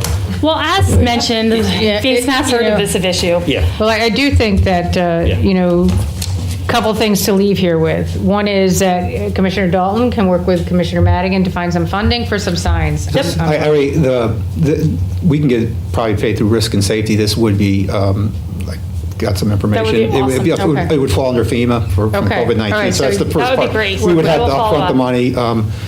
The second part is I think Skippy has a sign making machine. Actually, don't you, in DPW also? Don't you have like a sign making machine? Yeah, we do. Yeah, but I think in this, but I think in this instance you can pre-buy these because I've been in different states and seen the same signs, and then the only difference is like there's a sticker from the town of or the city of. But like I said, they sit about, they're not like, and they're very effective because I saw them like on the beach and other places, and they said 12 feet on the beach, 6 feet here. So I think that would help. Relating to to an ordinance, I agree with what most of Commissioner Schrock was saying, but I think at least it will give. But if we did go with this, it would give teeth if there was like arrest or anything like that or fines. At least you had the teeth to do it. I just. Caroline Street, I don't see it really being that effective because we can't control people there to begin with. But like I said, my concern, as bad as Caroline Street is and whatever, and that's usually the younger people, it's just Broadway in general. I'm telling you, people aren't wearing their and people are, I agree. Jogging by, they're sweating, they're coughing. And they're walking with their family, but our sidewalks are not wide enough such that, the amount of traffic we have right now, there's no 6 feet when you're passing groups. I mean, it's not there. So, I mean, I need to know that we made our... right into me, and it was incredibly rude. It's like they didn't even care. They just like, I'm like never on Broadway. I couldn't believe it. Did you have a mask on? I always have my mask on. Yeah, okay, well. Always. You're protected, I guess. Well, I think I have my mask on when I'm in my office. So you'll work with Commissioner Frank with Correct, FEMA I funding, will. and then we You're could still also... going to need to make sure we've got the upfront funding and get the transfer in place. And do you need to set a public hearing or something for an ordinance? No, we're not doing that. Yeah, we're not proposing it. yeah. It's a public You're health. making reference to the public health law. Okay. So what are we adding to it? Just a discussion. It's just a discussion. We're not voting on anything. So what are we doing? We were just discussing... I'm confused. Now I'm really confused because we got somebody out enforcing something that we haven't voted on, we haven't done anything with. There's nothing, no item on the agenda for a discussion and vote. Okay. Commissioner Belton just thought it appropriate to update the council and the public on some recent amendment to the New York State Public Health Law. I think I had discussion and vote on. Which authorizes within the law itself, state and local governments to enforce. And it applies to wearing masks. So we don't have to pass anything additional. No. We have this authority already. Correct. That's the piece I missed at the beginning. The town of Newcastle, I made reference to, was the first local municipality that did their own ordinance. They had fines in there of $250 per violation, $500 I think for subsequent violations. So Commissioner Dalton did ask Tony Izzo and myself to take a look at the city potentially proposing its own local law, but we did not feel there was a need for that. And suggested not moving in that direction. So there is nothing, Commissioner Saratoga, before you for discussion about it. Yeah, the Newcastle law was much more far-reaching and extended to private property, and it was a very different animal. So. Well, I think that we have a plan about the signs. I think everybody's in agreement with that. I don't think it can hurt. Yeah. Can we get the electric signs out, though, at the entrances of the city? So they're in use quite a bit. We kind of need them for speeding and other stuff. I mean, we could, yes, if you want, but I really think that actually like the physical signs around town are going to be more effective than the But I think that you get the entrances coming in, Route 9, Route 50, just say, you're in Saratoga Springs, it's public law, Bloom, wear your mask. Yeah, we also need them to reinforce the quarantine. So just so I'm clear, we're not voting on anything. No. That's correct. We amended a public health law? We did not. No. We did not, okay. No, We're just acknowledging what the state has done. So this is just a discussion? This is just a discussion. So nobody's doing anything at this point? Well, we're just we're going to get telling some signs. everybody about the public health law. Right. That's all we're doing. I get it. Yep. Do we have the sign that, like, in front of the Honda place? Is that our sign or is that the state sign? No, it's not that ours. lit one up. I think it belongs to the state. I think that's the county, yeah. Somebody's got to tell them a lot is two words, not one word. Every time everybody drives me nuts.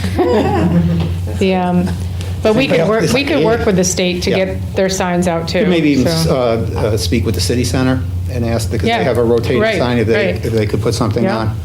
So that's a good idea too. Okay. Yeah, so thank you, Commissioner. Thank you, Vince. Vince, can you Thank hang you, up there for a everybody. second? I need for my second edition, which is, I need to add the discussion and vote authorization for the mayor to sign an intermunicipal agreement with the city of Saratoga Springs and the county to allow city employees to park in the Woodlawn Avenue parking lot.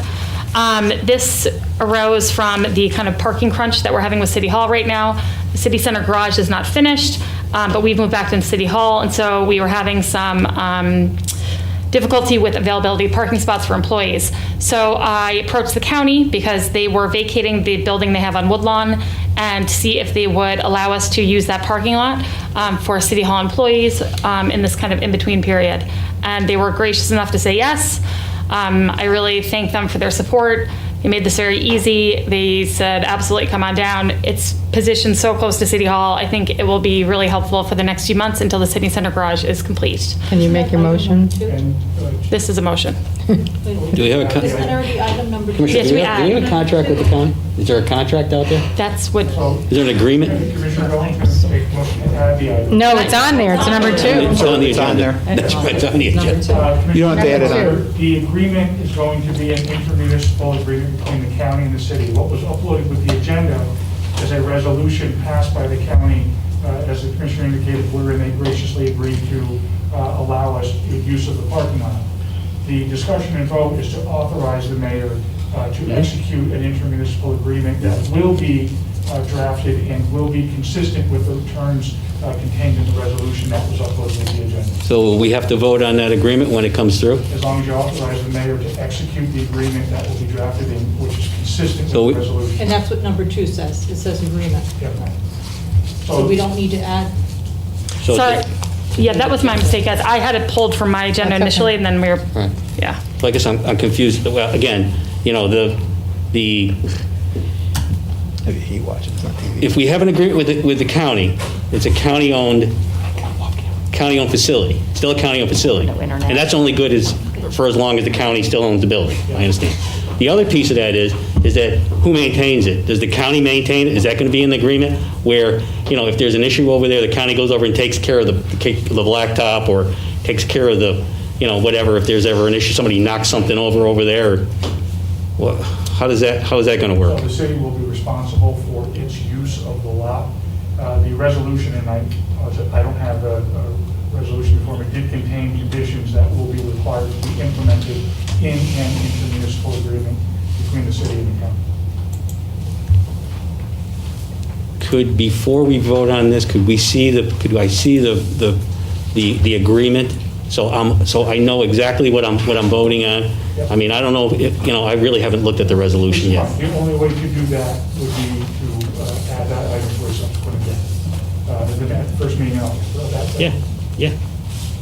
Yeah. I mean, again, this is a resolution. This really doesn't tell me anything. I mean, as far as, you know, the actual agreement is the contract between the city and that way I know exactly what the responsibilities of the Department of Public Works, because if in turn anything happens over there, we're going to be responsible for it. Public Works, no other department. Yes, the resolution contains the terms that the county is requiring be in an intermunicipal agreement. So because all that was uploaded was a resolution, one approach would be to authorize the mayor to approve an intermunicipal agreement that would contain the conditions in the resolution, or to Commissioner Saraco's point, it could be added at the first meeting in August. Do you want to pull this, Robin? Again, and Yeah, add it? let's, I'll pull it so Why don't we see what the agreement is? Work with me on the agreement. Could we possibly vote on this, but put it, because we've done this in the past where we've said subject to Public Works review, and then that way we can vote on it tonight, and then if you come, and then you look at it, and if your review does not meet your standards, then I don't sign it. Then she doesn't sign the resolution, but then we don't wait 2 weeks. That works for me. Is that all right with you? Everybody's review because. Is it vacant? I don't even know if it's vacant. Yeah, or you can say It's everybody's vacant. review, but Bob, you know, but we have done that, like where there's been insurance things we didn't have, or certain things that we, just so it wouldn't hold it up. So you're going to make an amendment? So, If you want to just accept my friendly amendment, maybe. yes. Vince can- I'm sorry, or you wanna Supervisor call it? Veach wants to weigh in. Thank you. So, thank you, good discussion. I just wanted to say that, based on the resolution from today, it's silent in terms of maintenance.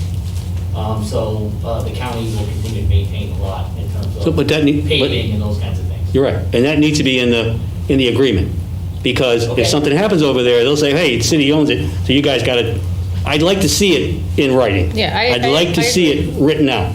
Before I support anything, before I do anything, that's what I would like to see. Right, I'll make sure the county attorney puts it in the agreement. Yeah. Right. I think we can make a friendly amendment, though, to keep this moving forward, that you could say that we will add to this Yep, we can add to language. this, and we can amend it to reflect the county is responsible for the maintenance of the parking lot while the city is using it for temporary parking. Right. Yeah, I would just put subject to further review of And how is it- council, risk and how are we safety gonna- and legal. How are we going to do it? Are we going to do it by permit, How are we going to keep the public out of it? The county will sign it, that it'll be open for city employee parking only from 8 AM to 6 PM. Is it going to be enforceable through the PEOs? Are they going to be able to enforce just Why don't we city-owned or city Why don't we go back to amending it such that it's only signed by the mayor per the approval of DPW, so we can take some time to answer these questions, and then, but we don't have to necessarily wait the 2 weeks, because I know people are needing parking now. So you Is that don't. okay with you? So you want no. I mean, again, I would like to see something in writing before we do it, because again, the city's going to be responsible for anything that happens over there for the most part. Okay, so do you want me to? Skip, there's nothing in that resolution that says the city's responsible for anything, except for legalities if something occurs on the lot. Yeah, The city is not indemnity. responsible for maintenance of the county property.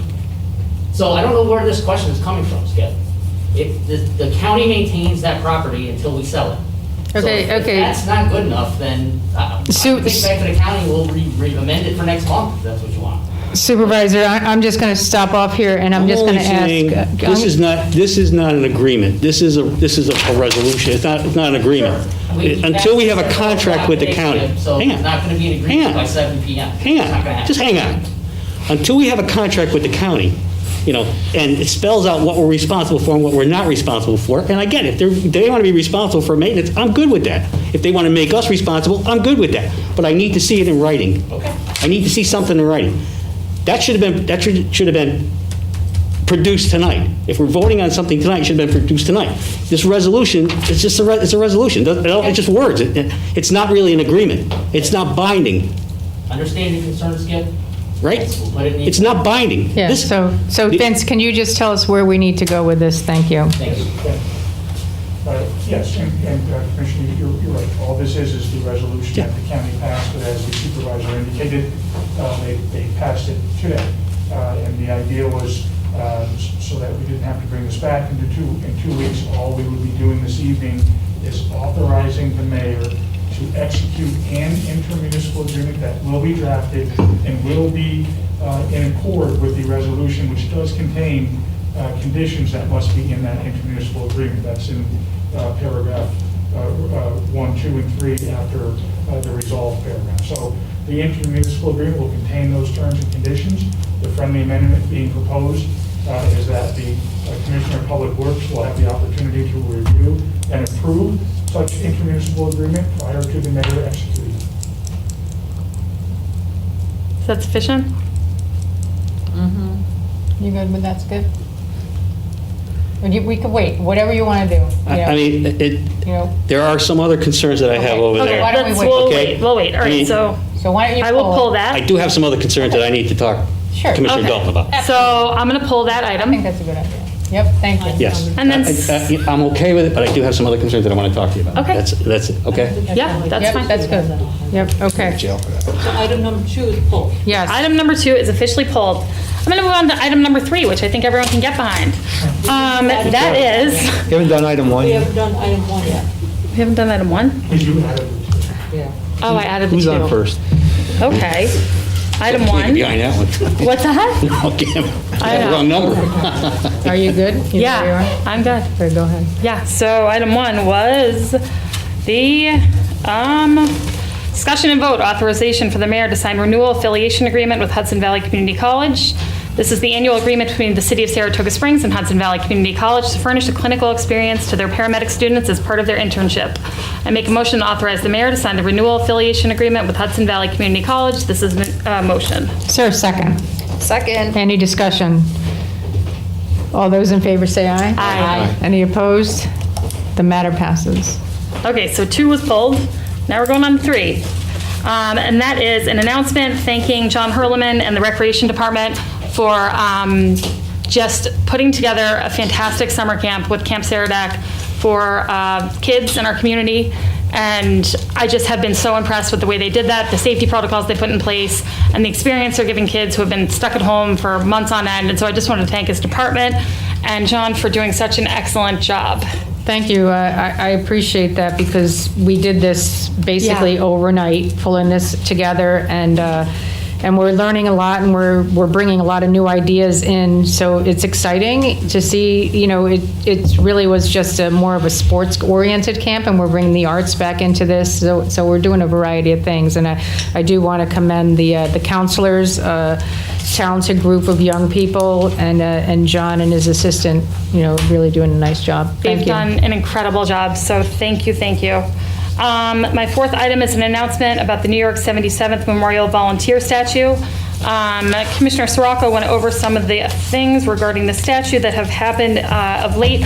I just wanted to give a quick update regarding the police investigation, which is, in their ongoing investigation into this matter, the Saratoga Springs Police Department has gone through countless hours of surveillance video from in and around Congress Park, is patrolling and canvassing the area, and have sent several pieces of the statue for fingerprint and DNA testing. Separately, we were contacted by two different groups who had fundraised money for a reward.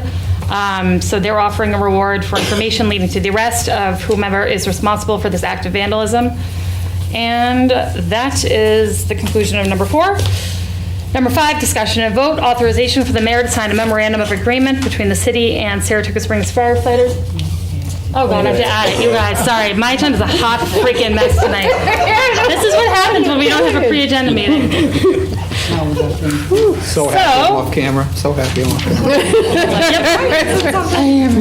Thank you. So can I have to make a motion to add an item to my agenda. What is the item? The item is authorization for the mayor to sign a memorandum of agreement between the city and Saratoga Springs Firefighter Union and fire administrative officers. This is a motion. This is a motion. Is there a second? Second. Okay, yeah, all right. Okay. Yeah. All those in favor say aye. I don't. Aye. Any opposed? The matter passes. Go ahead. Thank you. Last addition, I promise. This is necessary. This agreement is necessary because of the aforesaid collective bargaining agreements with the Firefighters Union and Fire Administrative Union do not contain provisions allowing for donation of sick leave days. There's an individual who does not have sufficient sick leave. This agreement will be for 120 hours of sick leave to be donated. I make a motion to authorize the mayor to sign the MOA with the city and the Saratoga Firefighters Union and the fire administrative officers to donate to employee ID 2480 a total of 120 hours of sick leave. This is a motion. Is there a second? Second. Any discussion? All those in favor say aye. Aye. Any opposed? The matter passes. That concludes my sloppy agenda. Thank you, Commissioner. You're getting better. On to the supervisor, Supervisor Veach.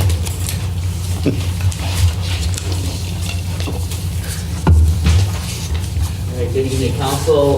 First on my agenda is just a quick update from the Saratoga County Buildings and Grounds Committee, some of which was discussed a little bit earlier.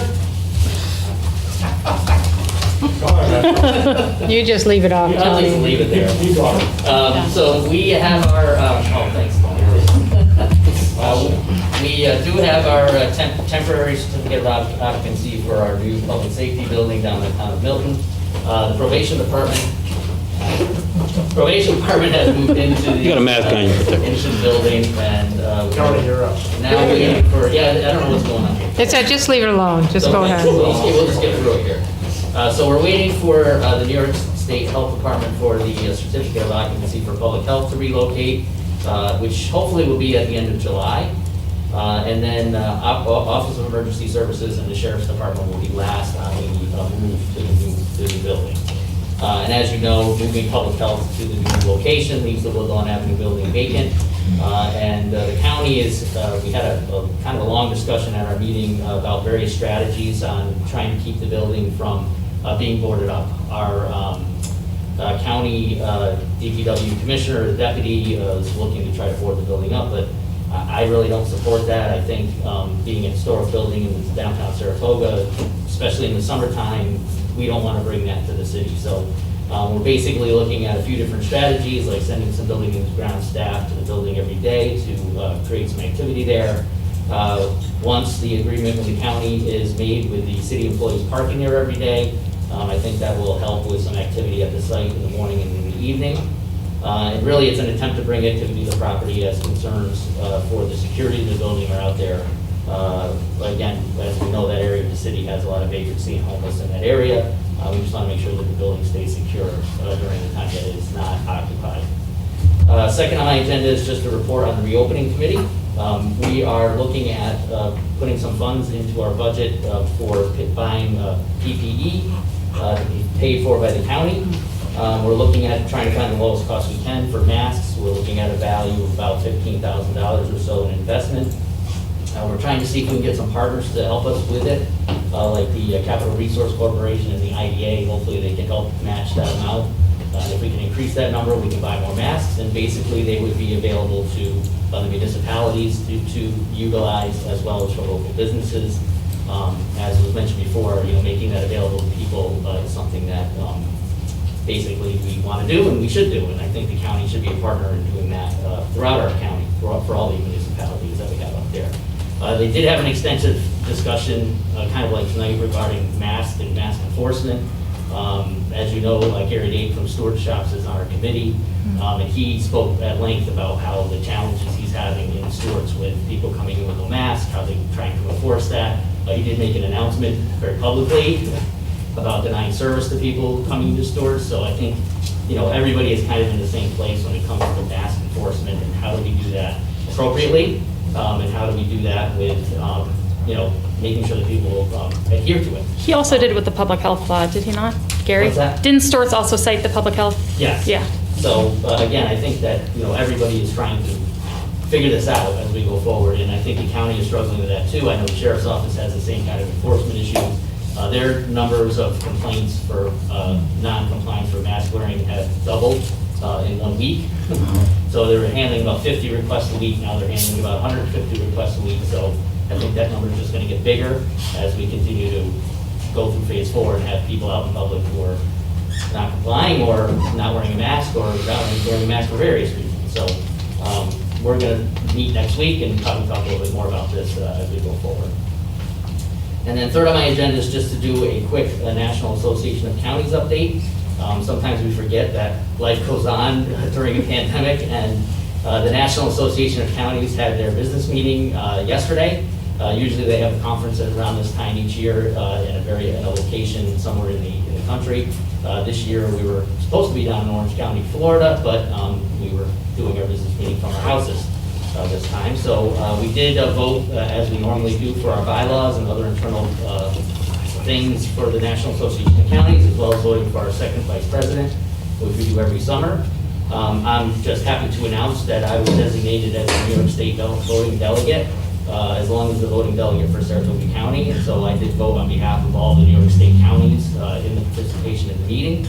I was also appointed the vice chairman of the International Economic Development Task Force and appointed the vice chairman of the membership committee. Next week we have our Northeast Regional Caucus, state and regional caucus, to vote for a new Northeast Regional representative. They're looking to put forward the county executive from Erie County, New York, as the next Northeast Regional representative. They also have given me the honor of nominating him for the role, as well as for voting on behalf of New York State at the Northeast region.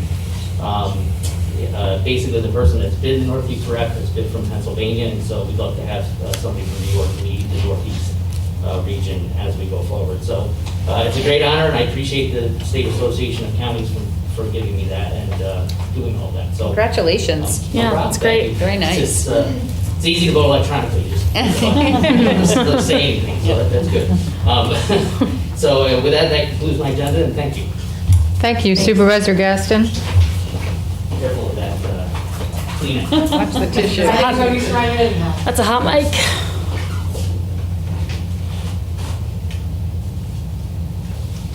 I feel like this is a test of my mask. You don't need to keep it there, Tony. Just take it.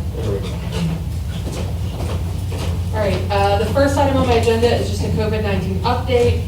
There are currently 659 diagnosed cases. Only 52 of those are active inside Saratoga County, which is good. Our number is coming down, but we're still getting 5 to 10 new cases in the county each day, and we would like to see those numbers a little bit lower. So masks are important. I still have a number of masks from the county. They're reusable masks. I post about it regularly that anyone can get one from me if they need some. They can contact Tax-A-5. I'm also happy to provide some to the city to locate in bucket or next to a sign or whatever. If Thank it you. will be helpful, let me know. I have a couple hundred probably, so Thanks. I'd be happy to do that. So if you need a mask or if you need access to testing, we're still working on that. That's difficult for some people, but we're making sure that everyone can get tested as much as possible if they need to, especially because there are some lab delays in getting tests. And we're spotting a lot of the labs are going to pool testing, which means that they pull 10 samples, put them together, test them all at once. If everybody's negative, that's great, because then you don't have to do anything else. Unfortunately, if someone's positive in that, you have to retest the individual samples. So it can take a little bit longer, but it also gets through people a little bit faster. It doesn't make a lot of sense, but it's a good way to get stuff done.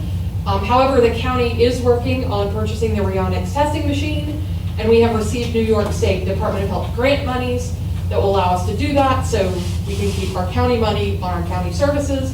And this will allow us to buy the machine. Once it's up and running, it will have 24-hour turnaround and can test up to 10,000 people a day. That's awesome. So it's going to be a really valuable asset to the county. And I'm really glad that our Department of Public Health has been working really hard on getting that. How many sites are there? There will only be one of the machines at this time. How many sites are there for COVID testing? For COVID testing total, I don't know off the top of my head. I know the hospital has one, Malta Med has one. There are different pharmacies around the county that can. If you go to SaratogaCountyNY.gov, at the top, it changes. Some of the pharmacies were doing it and then they weren't. Some places weren't doing it, now they are. That's the best place if you go to the COVID-19 page. Off the front page of the county's website, it has a list that's updated whenever it changes. So that's the best way to find testing. If you have any questions or concerns, you can't find the information you're looking for, the public health hotline is open Monday through Friday, 8 to 4 p.m. And that's 518-885-2276. And they can answer any questions, particularly if you have a problem or a concern getting to testing and you need to.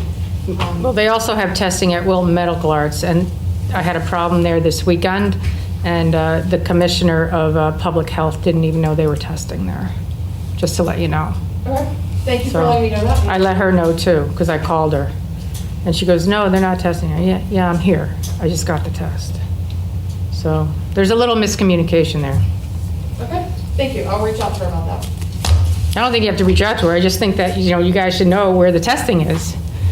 I mean, it's right here in Wilton. Nobody knows. I went there was not a soul there. I mean, it's kind of crazy.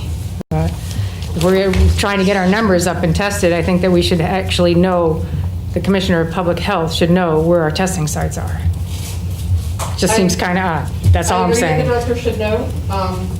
Some of that is up to individuals telling her. If Saratoga Hospital is running an offsite from where they have otherwise told us to do, if they don't communicate that to the director, she may not know that ahead of time. But I will communicate that and work on. Well, it's just, if nobody's there and we're saying we're trying to get our numbers up, there wasn't a soul there. I was there for 3 hours. There was not a soul that went through. And they had people employed there waiting. So I don't know what they're doing, but our numbers, we keep saying we want to get our numbers up. There was nobody there for 3 hours when I was there. I mean, I find it quite interesting. So, when you get up and running, are we going to need a doctor's, note to get tested? We're still working on the memorandum of understanding. It has to be run through Saratoga Hospital because our public health does not have the laboratory suited to run it. However, it is a priority of Director Duncan. She's working with them to make sure that anyone who wants to get tested, who may need it, can do so, including individuals who do not have insurance will be able to do it without a cost. Because currently, it's been problematic that if you don't have insurance, you get billed, and that's not suitable to any of us, but we can't make those arrangements without having the memorandum of understanding, and that's one of our priorities. But it's not That's free. why testing is so, well, it's free if you go through New York State. Because I've been tested. Right. But it took you gotta go out. a ridiculous amount of time to get the results. I mean, in general, The session that was had by the county is to make sure that part of the purchase of this machine would make sure that there were no barriers or as few barriers as possible so that anyone who needed to get tested could do so without cost to them. Gotcha. Again, the memorandum. So no script needed. Yes, you don't have your MOU. Right, you don't have the MOU yet. or If you MOU. need a script from the doctor, you got to pay a copay. That's why, I mean, that's a blockage right there, right? I think when we see kids go back to school, we're going to see a lot more people wanting to get tested just with frequency, not because they have symptoms. And so, obviously, That's where no I'd barrier. like to be, where we're able to, walk in and people who get have it. symptoms, I know. definitely go to the head of the class. But, a little more frequency of testing. Maybe you Yeah. found yourself in a situation that made you uncomfortable and you would like to get tested. Well, the ease of testing, it has to be easy. That machine Also, sounds like it'll lead to some ease Anyone of who has a testing. concern about a copay with their provider, the Department of Public Health can make those referrals without having to seek a doctor's appointment. So if there's a problem with that, if that is a barrier to you at this moment, the best thing to do is to call the Department of Public Health, explain to them your concerns, and they have the ability to refer you without a copay. Have you ever called the Department of Health? I'm just asking. Yes, Okay, so you know that process. yes. Okay, is it easy? No. I've called it. I was on it for multiple times. I mean, it's hard to call that line. I'm going to tell you, it's like you get put on hold and they wait and then nobody has an answer, call you back. I mean, it's not as easy as just like, oh, they'll take care of you. It doesn't work that easy. There's flaws here, and I mean, I had to live it, and it's not an easy gig, I'm telling you. And I mean, and I'm of, maybe some people would say average, but I think above average intelligence, and I can't imagine somebody going in there without any support and, having somebody say, call the county. It's a nightmare, I'm just telling you. So, maybe you identified yourself. Well, I didn't identify myself. So I have the real situation. If I'm speaking to public health as a supervisor, I do so through official channels, including Food Director Duncan. I've never identified myself as a supervisor when contacting them for other than official purposes. Well, that's what I mean. I call. I'm sorry that you had problems with that. I wish that this was not the first time that I was hearing of it so that we could solve those problems before. Anyone who has a problem reaching public health via the telephone or other method is also welcome to call me, and I will utilize my personal time, as I have done several times for individuals who require it, to make sure that it is done. If transportation, funding, or contacting public health is an issue, it is my job as supervisor to help solve that, and I stand here and have done that for a number of constituents. And I'm happy. Well, if you've done it enough times, it's a broken system. It's got to be fixed. That's all I'm saying, The second item on my agenda is just an update from the Board of Supervisors. Supervisor Beach talked a lot about what has happened. In addition, one thing that kind of saddened all of us is our Director of Public Health is actually retiring. She put in her retirement papers and will, I believe, retiring at the end of this month, unless we can hopefully rope her around. We do have a position open for that, but what is most interesting about it is we are moving from a Department of Public Health to a full Department of Health. This means the position that is open is for a doctorate, an MD, with also a Master's of Public Health. So we are looking on expanding our health department. I think it's fantastic. I've been pushing for this move since I was elected. So it's great to see that it's going to be taking place. If you know of anyone who may be interested, send them along. It's a great time to jump into that position and do feedback. Something they should have done a long time ago. Agreed. I agree with you. I agree. I agree with you. I'm glad that we're there now, but Yeah, they just weren't a full service. yes. That was the problem. And this will both provide additional services. It'll provide, I think, a little bit more authority. Kathy has been very forceful in her advocacy at the board, but obviously, not being a medical doctor, there are some questions that are difficult for her to answer. So I look forward to this. I'm sure Kathy looks forward to free time. In addition to that, as a result of COVID-19, we are now engaged in a testing program that we authorized today, where we are testing the sewage in the county to look for COVID-19 RNA. It's been taking place around the country.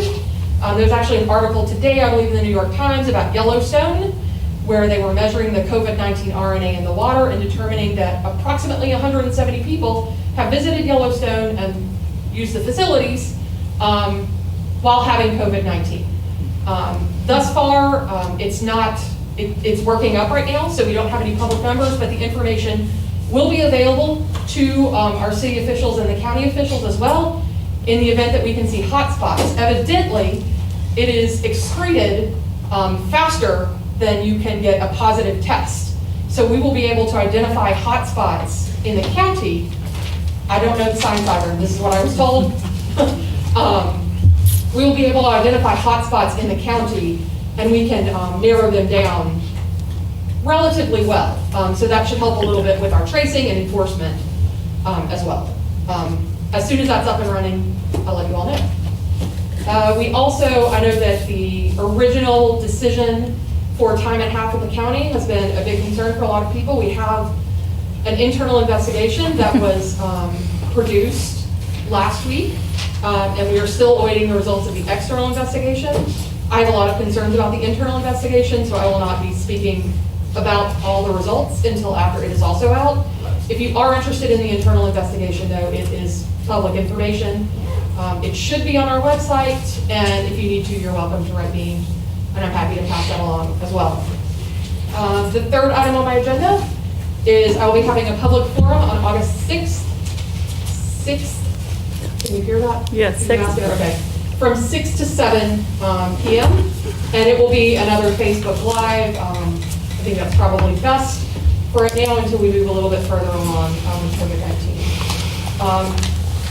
I would like to add one quick item, if I may, Mayor. Sure. Thank you. We did have a NACO business meeting yesterday, and because the National Association of Counties, because it was an unusual situation, I did not anticipate getting notice of what committees or leadership positions I have been awarded. Generally, that comes a little bit later, but I'm also delighted that I was appointed by the Honorable Gary Moore, who's from Kentucky. I invited him to come check out our racing once it's back up and full running and see whether he's from Kentucky. So he has appointed me the vice chair of the Energy, Environment, and Land Use Committee. Additionally, I have been appointed vice chair of the Resilient Counties Advisory Board. Both of these subjects are really important to me. I know Commissioner Madigan, we've talked a lot about how we can improve the way that the county does things. We work with the city, especially in response to some of the state legislatures. So I'm thoroughly excited about it. And I also strongly support Executive Pollenkart's representing the Northeast. He has also worked a lot in both the energy, environment, and the resilient counties areas. So looking forward to continue doing that and broadening our reach and showing how amazing our city is working in that area and the county across the nation. That concludes my agenda. And congratulations Thank to you. you too. Thank you. Okay, I move that the City Council enter into executive session discussing discussions regarding collective negotiations and discussions regarding sale, lease, or acquisition of property where disclosure would affect the value. This is a motion. Is there a second? Second. Any discussion? All those in favor say aye. Aye. Any opposed? Matter passes. We are now in session. Okay, so we are back from executive session. We are making no decisions on those items. And if there's any other business from the council, then we are adjourned. Thank you and good night. Public Affairs programming on Look TV is underwritten by the generous support of Pinnell's Restaurant, classic Italian American food since 1922, and Stored Tech, technology solutions for computers, networks, and phone. Stored Tech, your technology, our passion. 1922, Babe Ruth debuts with the Yankees. WGY signs on air. Exterminator wins the Saratoga Cup, and Pinnell's Restaurant opens its doors for the very first time. For 5 generations, Pinnell's has been preparing delicious Italian food, served in a comfortable, home-like setting where everyone is welcome. 90 years of authentic Italian recipes, 90 years of the freshest ingredients, and 90 years of the finest classic Italian dishes, all made daily by hand. Pinnell's Italian Restaurant, a Saratoga dining tradition since 1922. Most cybersecurity firms deal only with prevention, the systems that block hackers and viruses. Stored Tech knows the root cause is actually good people doing bad things. So we offer a security training program which includes certifying all participants to show they understand the basics. Technology solutions for computers, networks, and phones. Stored Tech, your technology, our passion.